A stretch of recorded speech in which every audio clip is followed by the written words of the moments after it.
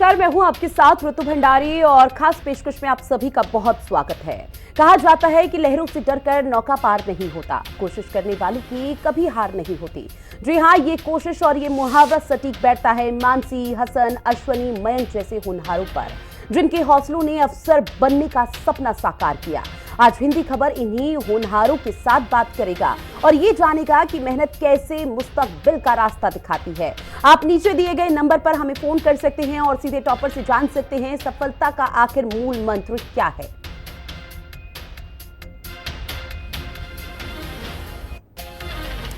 तो देखिए, यूपीएससी में अलग अलग रैंक में सफलता की जो यहाँ पर श्रेय है वो हालांकि तमाम ये टॉपर्स अपने पेरेंट्स को, अभिभावक को, अपने टीचर्स को देते हैं, लेकिन ये कहा जाता है कि कभी भी अपने आप को कम नहीं आंकना चाहिए। और उसका जीता जागता सबसे बड़ा उदाहरण वो छात्र हैं जो आज हमारे साथ जुड़ेंगे। हिंदी खबर पर वो ये बताएंगे कि किस तरह से सफलता की पूंजी उन्होंने अपने हाथों में ली।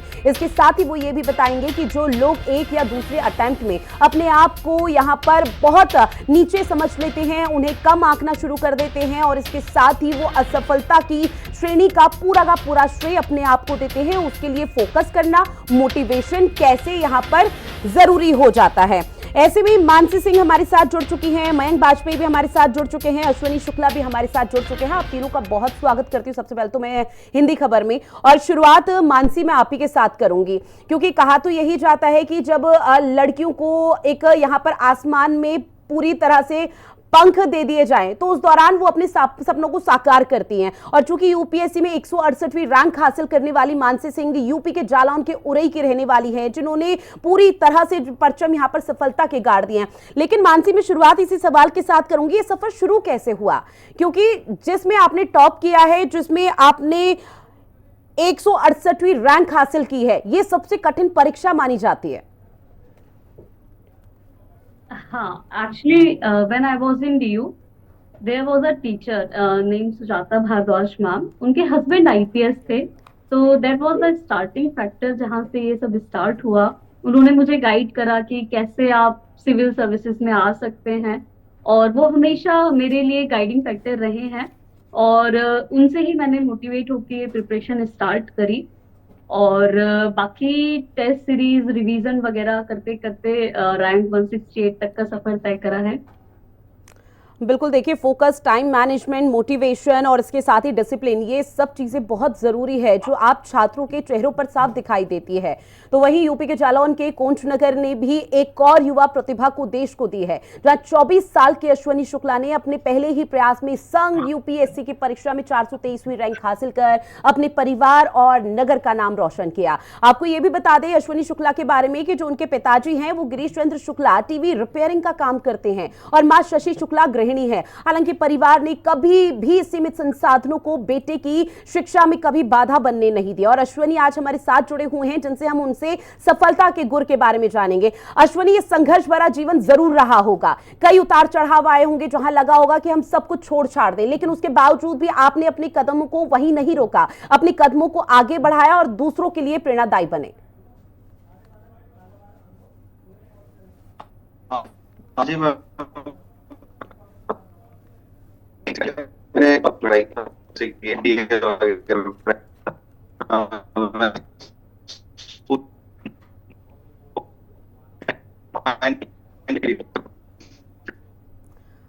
अश्वनी, ठीक है, मैं आपके पास लौट रही हूँ। थोड़ा ऑडियो कनेक्शन है, आपकी आवाज मुझ तक क्लियर नहीं पहुंच पा रही है, क्योंकि आपकी आवाज आज पूरे देश को सुननी बहुत जरूरी हो जाती है। ऐसे में मयंक बाजपेयी भी हमारे साथ जुड़े हुए हैं, जो कि उत्तर प्रदेश के हापुड़ निजामपुर में स्थित राजकीय आईएएस और पीसीएस कोचिंग सेंटर से तैयारी की थी, जहां ये किसान के बेटे हैं। किसान के बेटे ने यूपीएससी में 149वीं रैंक हासिल की। सीतापुर के रहने वाले मयंक बाजपेयी के पिता विपिन कुमार बाजपेयी किसान है। ऐसे में ये जो छात्र हैं वाकई में ये बहुत होनहार हैं, क्योंकि अगर इनकी सफलता की पूंजी के बारे में या सफलता के जो भी विश्लेषण के बारे में यहां पर जानेंगे तो वो आगे आने वाले समय के लिए बच्चों के लिए प्रेरणादायी रहेगा। एक बार फिर से मानसी, आपके पास आते हुए, क्योंकि आपने बताया कि देखिए संघर्ष भरा जीवन हर किसी का रहता है, चाहे परीक्षा छोटी हो बड़ी हो, अब सफलता तक पहुंचने के लिए कई असफलताओं के द्वार में जाना पड़ता है, लेकिन इस बीच दूसरों के लिए कैसे मोटिवेट करेंगे आप? जी बिल्कुल, ये मेरा 4th अटेम्प्ट था, तो लास्ट 3 अटेम्प्ट में मैंने भी फेलियर्स देखी हैं। और काफी अप एंड डाउन्स वाला ये जर्नी रहा है। लास्ट टाइम इंटरव्यू तक गई थी मैं, बट उसके बाद उस गोल्डन लिस्ट में अपना नाम ना देखना, एंड अगेन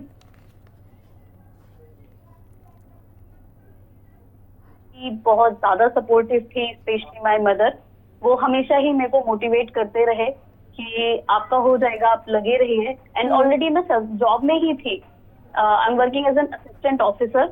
तो उससे मुझे काफी मोटिवेशन मिला कि हाँ, अगर एक एग्जाम मैंने निकाला है तो दूसरा भी निकलेगा, बस जी। टाइम की बात है, हिम्मत नहीं हारनी है और बाकी चीजें मिल जाती हैं, बस आपको लगे रहना है।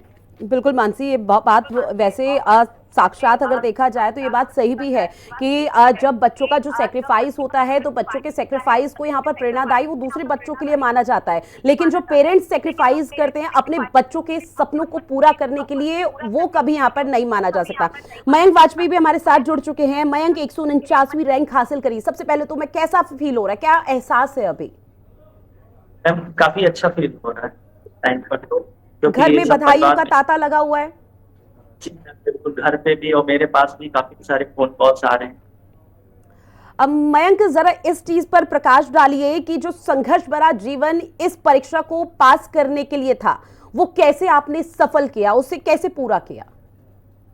मैम तो जैसे कि ये मेरा तीसरा अटेम्प्ट था, तो फर्स्ट टू अटेम्प्ट मेरा प्रीलिम्स हर बार क्वालिफाई हुआ, लेकिन मेंस नहीं क्वालिफाई हो रहा है लास्ट टू अटेम्प्ट्स में। तो इसमें फैमिली का सपोर्ट हो गया, या फिर उसके पहले से अगर मेरी जैसे एजुकेशन की बात करें तो केंद्रीय विद्यालय से मैंने एजुकेशन प्राप्त करी है। और 12th क्लास में मतलब मेरे पेरेंट्स दिल्ली शिफ्ट हो गए थे, मतलब मम्मी और मेरी सिस्टर। मैं यहाँ पर मासी जी के साथ में रहा, तो उनका भी सपोर्ट रहा इस जर्नी में। इसके अलावा और मेरे फ्रेंड सर्कल हो गए, तो ये लोग जैसे अगर मेंस क्लियर नहीं हो रहा तो उस टाइम पर मेरे को बूस्ट अप करते रहते थे कि नहीं भाई हो जाएगा, तुम्हारा फिजिक्स हो रहा है तो हो जाएगा। ऐसे मेरे और भी, जहाँ पर मैं हापुड़ में रह रहा हूँ जैसे, तो वहां पर जो सीनियर्स हो गए और जो बड़े भाई जैसे वो लोग मुझे मतलब सपोर्ट कर रहे थे कि नहीं भाई तू करता रहे, हो जाए। तो इस तरह से, और बाकी जैसे जो यूपीएससी का सिलेबस पीवाईक्यू इन सबको देखते हुए चीजें करता गया, तो उसी वजह से आज रैंक 149 प्राप्त करी। बिल्कुल, देखिए, और एक या दो अटेम्प्ट यहाँ पर जब किए गए हैं तो एक दो अटेम्प्ट हम अमूमन यही देखते हैं, और आप लोग बखूबी समझते होंगे क्योंकि आप लोगों ने तो अपने आसपास उन चीज़ों को यहाँ पर महसूस भी किया होगा कि एक दो अटेम्प्ट ने अगर यहाँ पर फेल भी हो जाए तो बच्चे निराश हो जाते हैं, छात्र निराश हो जाते हैं और बिल्कुल डीमोटिवेट होकर पता नहीं क्या क्या कदम उठा लेते हैं। उनके लिए आप वाकई में बहुत बड़े प्रेरणादायी हैं, ताकि वो आप लोगों से सीख सके, ये बहुत बड़ी बात है। अश्विनी, अगर आप तक आवाज़ मेरी सही तरीके से पहुंच रही है? ठीक है, फिलहाल अश्विनी नहीं जुड़े हुए हैं। ऐसे में मयंक, एक चीज और आपसे समझने की कोशिश, क्योंकि मानसी ने भी बताया कि उनका ये चौथा अटेम्प्ट था, चौथे अटेम्प्ट में उन्होंने बड़ी सफलता हासिल कर ली, आपका तीसरा अटेम्प्ट था। तो ऐसे में जो लोग फर्स्ट या सेकंड अटेम्प्ट में हार मान लेते हैं उनके लिए क्या सुझाव है आपके पास? पहला सुझाव तो यही है कि कभी भी सेल्फ डाउट मतलब नहीं करना है, क्योंकि अपनी जो प्रतिभा है इस पे विश्वास हो जाएगा। अगर मतलब खुद अगर प्रीलिम्स हो रहा है या मेंस, जैसे इस बार की में जो टॉपर हैं उनका कंटिन्यूसली 3 बार प्रीलिम्स नहीं किया, बट उन्होंने कभी भी वही सेल्फ डाउट नहीं किया। पेरेंट्स हमेशा सपोर्टिव है, तो पेरेंट्स के लिए भी यहाँ पर मैं ये बोलना चाहूंगा, फैमिली और पेरेंट्स के लिए, कि आप सपोर्ट करते रहे। अगर जो बच्चा करना चाह रहा है, अगर वो करना चाह रहा है, जेन्युइनली करना चाह रहा है, तो उसको सपोर्ट करिए, डेफिनेटली बिल्कुल सक्सेस मिलेगी। बिल्कुल। अश्विनी, आप तक आवाज पहुंच रही है मेरी? हाँ जी मैम, आ रही है। ठीक है अश्विनी, सफलता की कहानी आपकी, आप ही की जुबानी जानेंगे। बताइए क्या से संघर्ष भरा ये अब तक का जो सफर था वो रहा आपका? मैम काफी मध्य परिवार से मैं बिलोंग करता हूँ, और एक बचपन से ही एक इंस्पिरेशन थी कि इसको ज्वाइन करना है, बट प्रॉब्लम्स आई, प्रॉब्लम्स को फेस किया है। एनडीए में इसके पहले ट्राई किया, उसमें भी नहीं हुआ, फिर उसमें मेडिकली अनफिट भी हो गया मैं। तो उसके बाद कंटिन्यू रखना, अपनी दिल्ली यूनिवर्सिटी के बाद मैंने अपना प्रैक्टिस और अपनी सारी प्रोसेस को कंटिन्यू रखा, और फाइनली ये मुझे रैंक हासिल हुई है।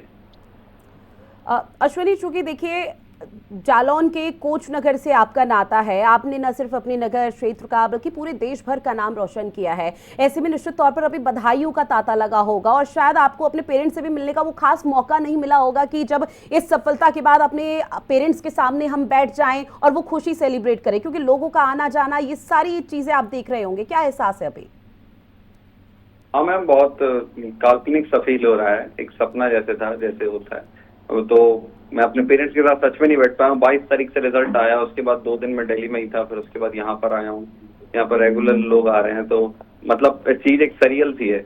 अभी सेटल डाउन होने में टाइम लगेगा उसको। ठीक है, आप तीनों से जो दर्शक हैं वो भी सवाल पूछना चाहते हैं, क्योंकि आप लोग वाकई में उन सबके लिए प्रेरणादायी हैं। आप लोगों का एक सुझाव उनके वाकई में जिंदगी बदल सकता है। शेर बहादुर हमारे साथ फोन लाइन पर जुड़े हुए हैं। शेर, सवाल पूछिए अपना। जी हेलो। जी शेर। मैं मानसी जी से एक सवाल करना चाहता हूँ कि मैं दिल्ली में रहता हूँ और यहाँ यूपीएससी की तैयारी करता हूँ, और मैं भी सोच रहा हूँ कि यूपीएससी कैसे क्वालिफाई करें, तो इसके लिए कितना पढ़ना चाहिए, कितने घंटे समय देना चाहिए? दिल्ली में अगर आप रह रहे हैं तो ये अच्छी चीज़ है, क्योंकि सारी चीज़ें आपकी फिंगर टिप्स पे है। जैसे कोई भी कोर्स हो गया, मटेरियल हो गया, या टीचर से आप डायरेक्ट इंटरेक्ट कर सकते हैं। मैंने मोस्टली प्रिपरेशन दिल्ली के बाहर ही करी है, क्योंकि कोविड टाइम से मैं घर आ गई थी, फिर मेरी जॉब लगी तो मैं नागपुर में थी। तो मैंने तो हर चीज़ ऑनलाइन ही ली है, और टेस्ट सीरीज वगैरह भी मैंने ऑनलाइन ही लगाए हुए थे।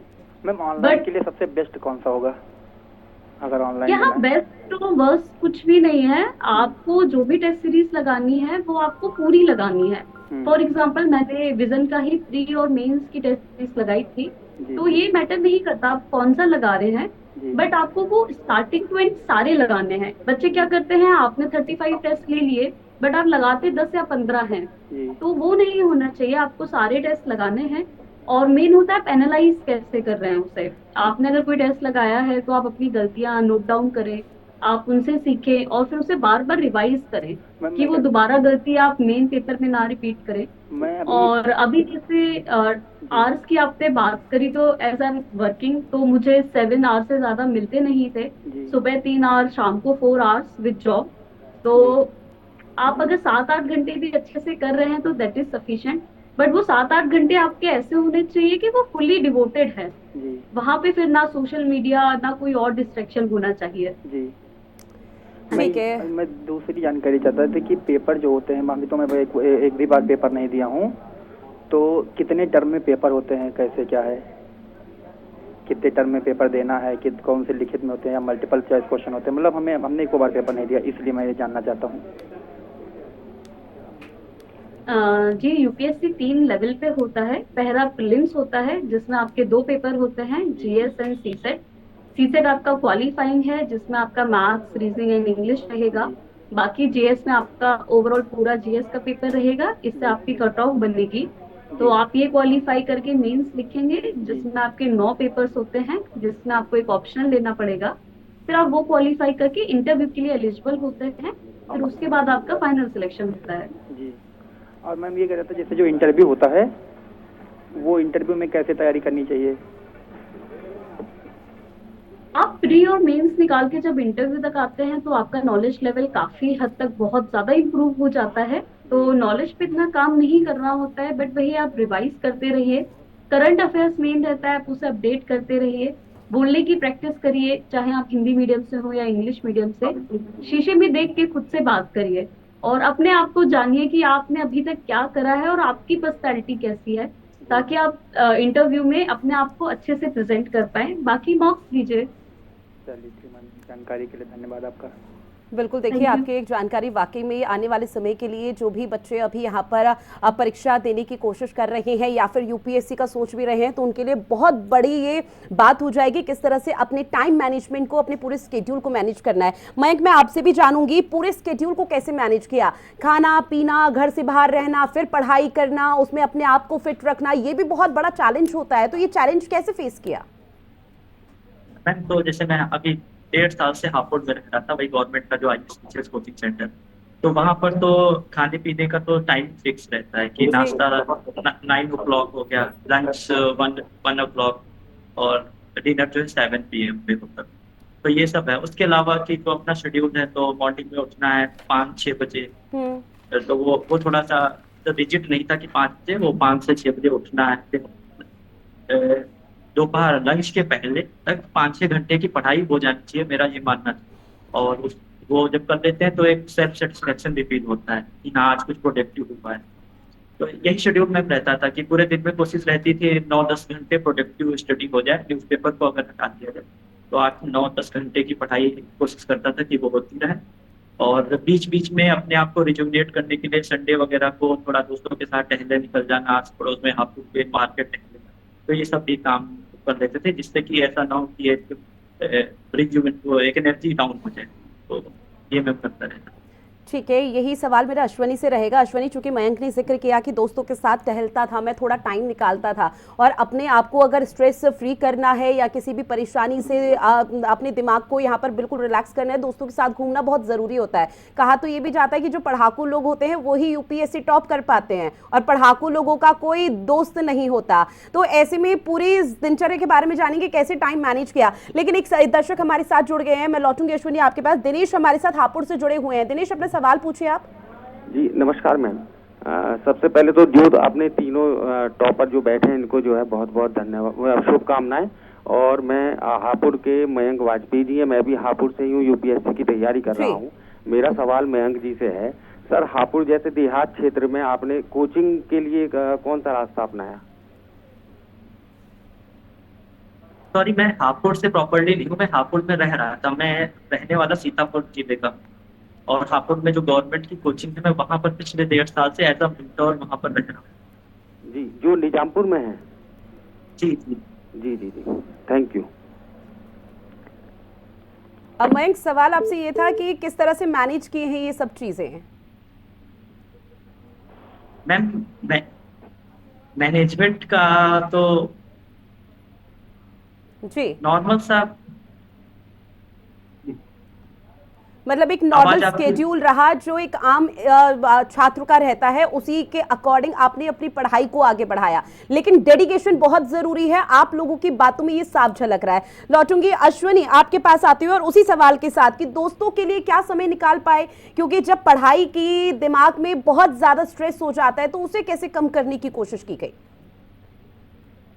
मैम, जनरली मेरे जो दोस्त थे वो मैंने थोड़े लिमिटेड कर दिए थे, मेरे स्कूल वगैरह के सारे दोस्त।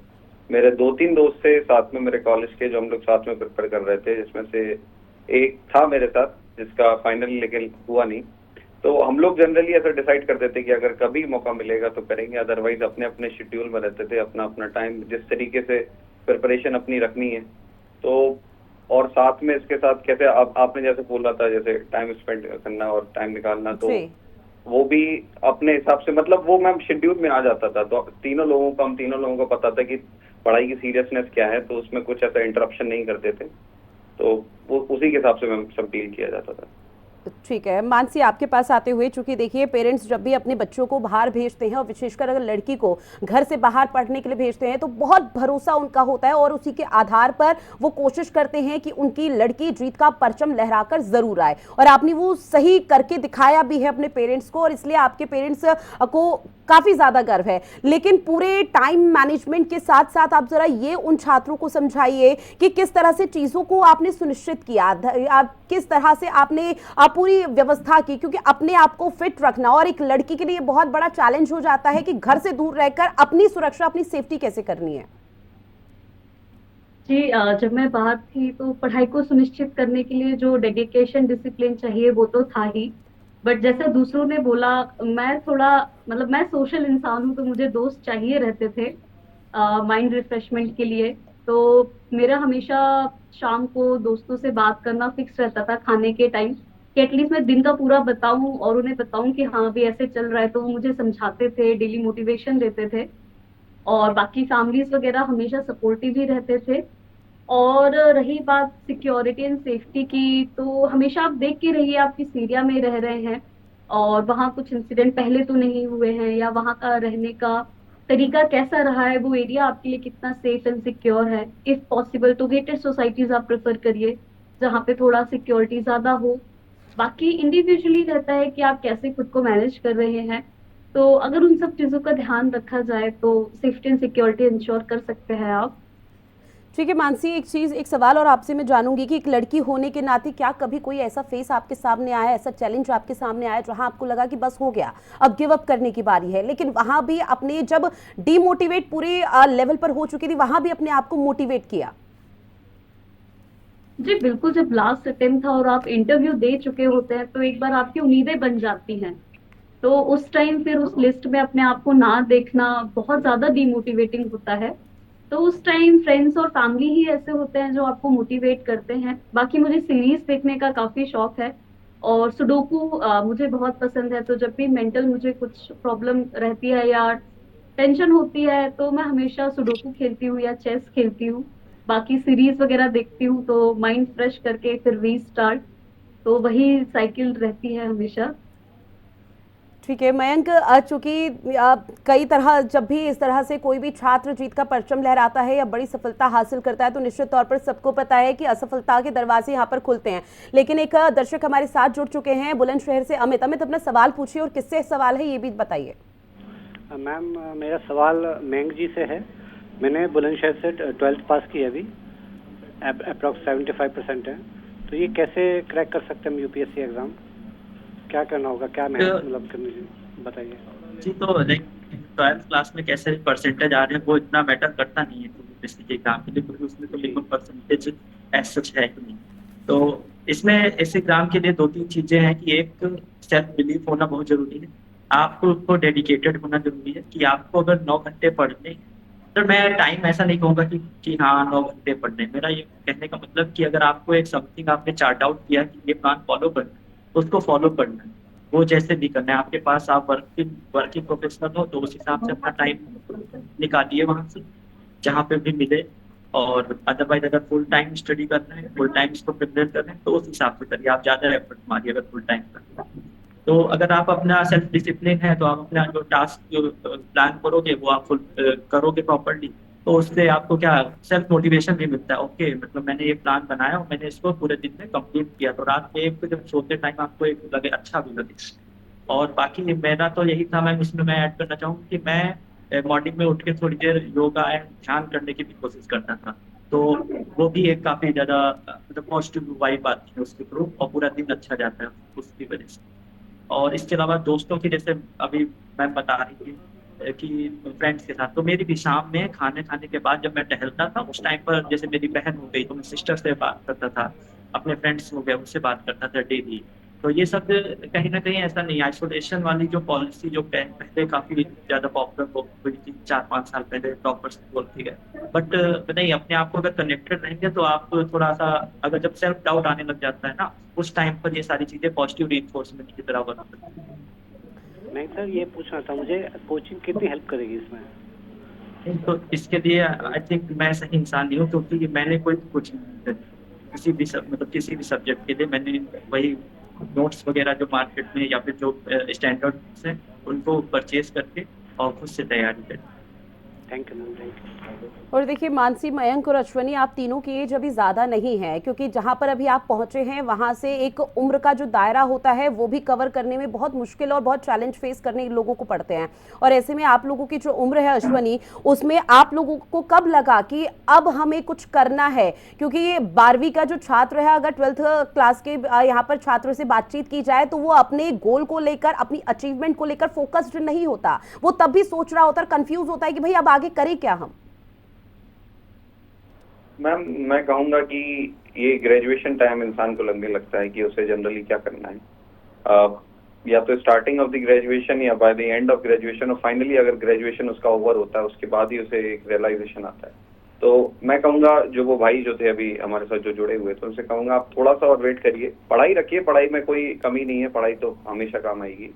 बट उस चीज को रियलाइजेशन आना वो बहुत इंपॉर्टेंट है, बिकॉज इंटेंसिटी कभी कभी इतनी ज्यादा बढ़ जाएगी that you will cry on your bed, ऐसी सिचुएशन आ जाएगी। तो उस चीज को झेल के आगे बढ़ना है, तो फिर आपको एक कंसिस्टेंसी लाने के लिए वो रियलाइजेशन होना चाहिए, वो इम्पोर्टेंट है।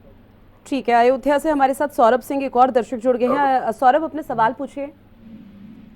जी मैम, सबसे पहले तो जितने भी लोग क्वालिफाइड हुए हैं उनको बहुत बहुत बधाई। मैम हम जानना चाहते हैं कि स्ट्रेटजी क्या है, कैसे तैयारी किया जाए। मेरा क्वेश्चन मानसी मैम से है। स्ट्रेटजी बेसिकली वही रहती है, पहले आप अपना ऑप्शनल सिलेक्ट कर लीजिए। हेलो, आवाज आ रही है आपको? जी मैम। हाँ जी, हाँ जी। तो पहले आप अपना एक बार ऑप्शनल सिलेक्ट कर लीजिए। आप अपना ऑप्शनल कंप्लीट करिए क्योंकि ऑप्शनल बहुत इंपॉर्टेंट रहता है। उसके जी। बाद बेसिक जो आपकी बुक्स हैं आप अपना सिलेबस कवर करिए। साथ ही साथ अपना आप प्री अगर कर रहे हैं तो उसकी टेस्ट सीरीज या मेंस कर रहे हैं तो उसकी टेस्ट सीरीज लगाते रहिए। वही है, टेस्ट सीरीज लगाइए, गलतियां देखिए, सीखिए, रिवाइज करिए, यही स्ट्रैटेजी रहती है। जी मैम, थैंक यू। हाँ जी। और ऐसे में अब जो भी आगे चेंजेस और फेसेस यहाँ पे रहेंगे उसको ऊपर अब चुनौतियों से पार पाना आप लोगों की बहुत बड़ी कोशिश रहेगी। लेकिन अब चूंकि समय की भी मेरे पास कमी है तो एक छोटा छोटा रिएक्शन मैं ये भी लूंगी कि आने वाले समय के लिए जो बच्चे हैं जो यहाँ पर इस सफलता तक पहुंचने की कोशिश कर रहे हैं उनके लिए क्या सुझाव है आपके पास? मानसी, शुरुआत आपसे। सजेशन यही है, जितना हो सकता है थोड़ा अभी सोशल मीडिया से दूर रहें क्योंकि काफी डिस्ट्रैक्टिंग होता है। नॉट ओनली कि आप टाइम वेस्ट कर रहे हैं, बाकी आप दूसरों को देखते हैं कि किसी को कुछ मिल रहा है, किसी को कुछ मिल रहा है। तो मेरा मानना है सोशल मीडिया बहुत बड़ा इल्यूजन है, तो उससे आप खुद को जितना दूर रखेंगे उतना अच्छा रहेगा। ठीक है, बाकी अपना कंसिस्टेंसी मेंटेन करिए एंड एवरीथिंग इज पॉसिबल। ठीक है। मयंक, आपकी तरफ से सुझाव? मैम, मेरा तो मेन सुझाव यही है कि सेल्फ बिलीव रखें और सेल्फ डिसिप्लिन रखें। तो ये थोड़ा टाइम लग सकता है, कई बार टाइम लग जाता है, बट सक्सेस पॉसिबल। बिल्कुल, ये बहुत अच्छा पॉइंट है। सेल्फ बिलीव और सेल्फ यहाँ पर डिसिप्लिन मेंटेन करना बहुत जरूरी हो जाता है इस सफलता तक पहुंचने के लिए। अश्विनी, आपका क्या कुछ कहना? मैम, मैं ये कहूंगा कि एक पढ़ने की ललक होनी चाहिए, एक इम्पोज्ड स्टडी नहीं, एक सेल्फ स्टडी और एक अपने आप से अंदर से रियलाइजेशन होना चाहिए। तो एक अगर बंदे के अंदर वो है तो उसको फिर कोई ज्यादा प्रॉब्लम नहीं आएगी। और जैसे मयंक भाई ने कहा है कि कंसिस्टेंसी और कॉन्फिडेंस, वो सब भी बहुत ज्यादा इंपॉर्टेंट है।